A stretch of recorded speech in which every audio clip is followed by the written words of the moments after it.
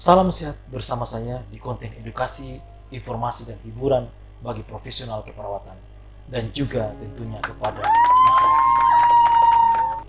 Konflik antara personil perawat, pasien, dan keluarganya saat ini marak di media sosial. Banyak dari mereka yang mendapatkan perlakuan tidak baik, misalnya penganiayaan, pelecehan, bahkan dikucilkan. Ada apa sebenarnya yang terjadi? Telah banyak riset membuktikan bahwa ternyata ada faktor yang paling penting sebagai penguatan bagi kita untuk bisa mengatasinya. Dan ada rahasia di balik pesan oleh Hildegard Peplau tentang bagaimana menciptakan hubungan terapeutik. Mari kita bahas bersama. Sejak tahun 2006, Komisi Akreditasi Healthcare Organization telah mendirikan dan menetapkan serta meningkatkan komunikasi sebagai prioritas untuk meningkatkan keselamatan klien.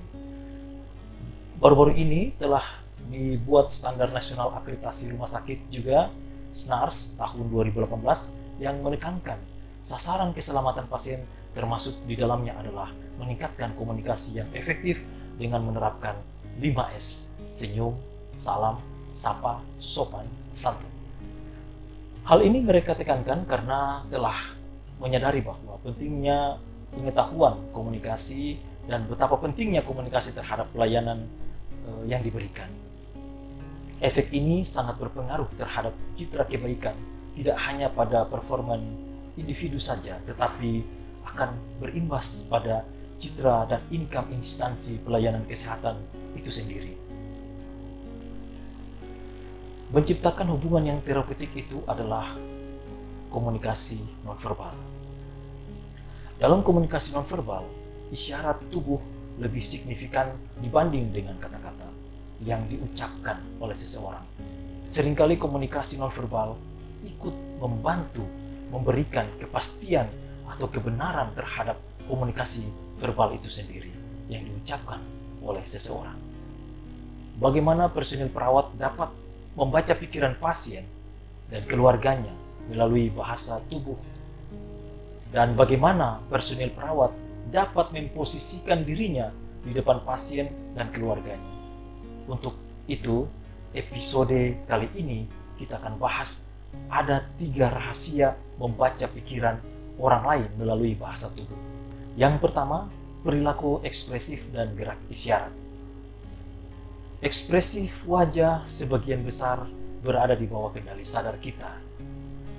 Jika kita ingin terlihat bahagia meskipun sebenarnya sedang sedih, walaupun tetap kita paksakan ekspresi itu, namun bentuk senyuman atau gerak isyarat, bahkan nada suara pasti ketahuan juga akhirnya.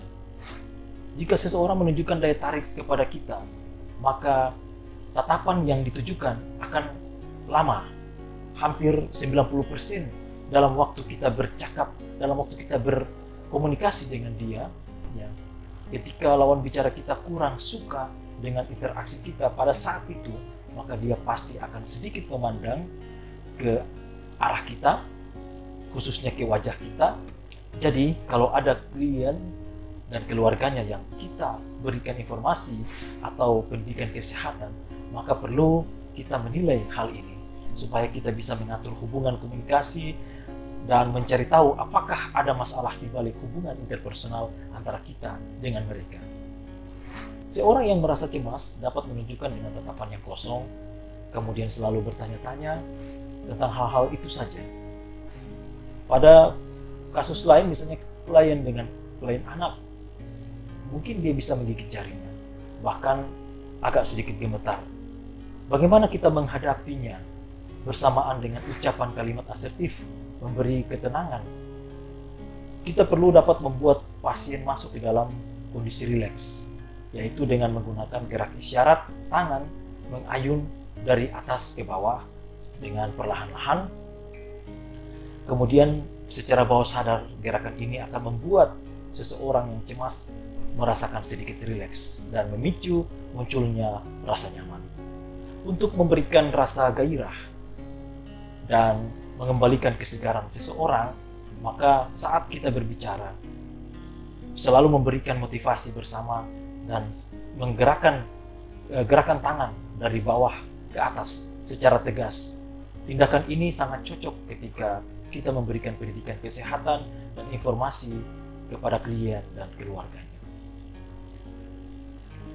Gerakan-gerakan isyarat oleh perawat di atas harus diciptakan seperti alamiah dan yang muncul dari keikhlasan hatinya.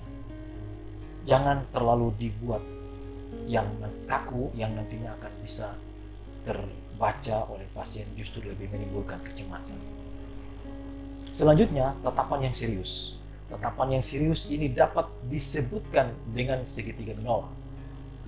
Segitiga minor adalah yakni dari area testa atau dahi, kemudian mata, kembali ke dahi lagi. Ketika dalam percakapan kita melihat arah tatapan seseorang seperti ini, maka ia betul-betul sangat serius mendengarkan apa yang kita ucapkan. Saat itu kesempatan baik untuk kita dalam memberikan edukasi dan informasi kepada mereka. Lain halnya dengan tatapan sosial, biasanya disebut sebagai tatapan segitiga mayor. Seseorang yang menginginkan hubungan yang sosial dan keharmonisan, maka akan mengisyaratkan dengan menatap dari matanya, kemudian turun menatap ke leher kita dan atau dada kita, dan kemudian kembali menatap ke mata. Seperti ini, sepertinya dia berkeinginan untuk menjalin sebuah hubungan keharmonisan. Dan saat ini kita sudah bisa untuk menawarkan apa yang ingin kita lakukan sebagai bantuan dalam intervensi. Selain itu, ada satu lagi tatapan yang penting kita ketahui, yaitu tatapan akrab atau tatapan intim. Tatapan ini sudah mulai menjalar liar. Seseorang sudah mulai menatap dari mata, kemudian sampai ke dada, ke leher, ke perut, bahkan mungkin sampai ke bagian bawahnya lagi secara berulang-ulang kali pada saat dia melakukan komunikasi. Apalagi posisi zona orang tersebut sudah berjarak amat dekat dengan antara 1,5 meter dari kita, maka orang tersebut berkeinginan dalam hatinya ingin menjalin hubungan yang lebih intim, lebih akrab dengan kita. Kita dapat memposisikan diri kita dengan hati-hati agar tidak merasa kecewa oleh klien, oleh keluarganya karena kita tidak suka misalnya dengan keberadaannya, atau sebaliknya, klien dan keluarga merasa tidak suka dengan kita, sementara posisi kita lebih terlalu dekat dengan zona ini, dengan keakraban ini, dengan tatapan ini, maka akan menimbulkan rasa kecemasan terhadap mereka. Yang kedua adalah isyarat dan postur tubuh. Isyarat postur tubuh dapat menjadi patokan untuk menentukan apakah pertemuan itu akan berarti bagi mereka atau tidak. Posisi postur yang mengarah sepenuhnya ke kita, ujung kaki atau ujung lutut yang selalu mengarah ke kita, ke arah kita dalam suatu percakapan, dan tatapan serius dan tatapan sosial ditunjukkan pada saat kita berdiskusi dengan mereka, maka inilah kesempatan kita untuk memberikan edukasi dan informasi. Jangan kita cuek dengan isyarat ini, karena akan memberikan rasa kekecewaan dari mereka.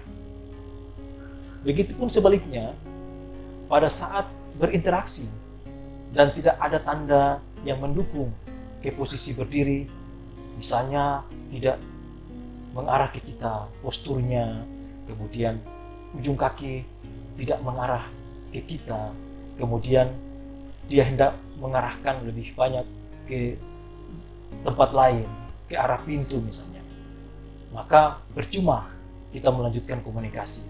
Sepertinya dia ingin melakukan sesuatu yang menurut dia lebih penting dan belum saatnya untuk ingin berdiskusi atau ingin menerima informasi dari kita pada saat itu.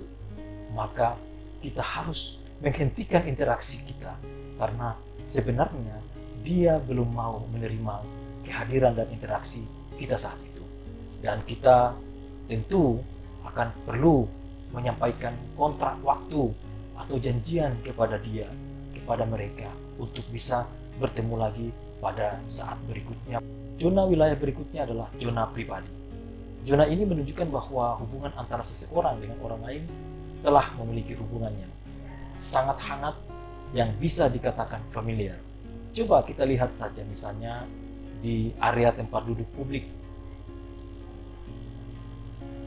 Misalnya di bandara, ruang tunggu atau lain di tempat ruang tunggu lainnya. Orang asing yang belum saling mengenal akan duduk dengan jarak berjauhan. Biasanya pada sudut barisan kursi, ujung kursi mereka duduk dan setelah ada yang datang di kursi yang ujungnya lagi, yang kosong. Namun bila ada dua orang yang sudah kenal, sudah akrab, maka kita pasti ketahui bahwa mereka akan duduk dengan jarak yang lebih dekat atau zona akrab atau zona pribadi.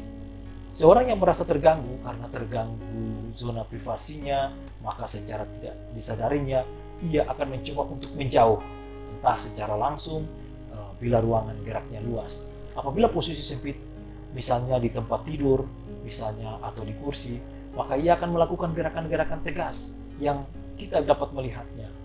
Misalnya memindahkan badannya atau salah satu anggota geraknya agak menjauh dari kita. Kita yang menangkap isyarat ini harus dengan cepat merubah posisi untuk tidak terlalu bergerak mendekat. Hal ini perlu dilakukan untuk menciptakan rasa nyaman dan tidak memicu terjadinya konflik. Baik, itulah pembahasan kita kali ini dalam mengulik rahasia bahasa tubuh yang sangat berguna untuk personil perawat dan individu serta keluarganya.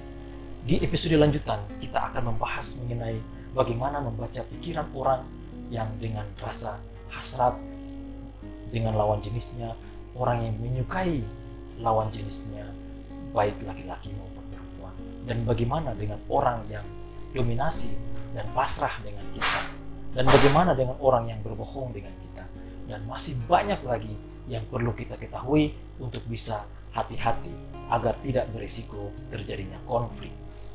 Terima kasih sudah mau membahas bersama-sama. Sampai jumpa pada kajian keperawatan berikutnya yang tentunya lebih inspiratif lagi. Salam hormat, salam sehat.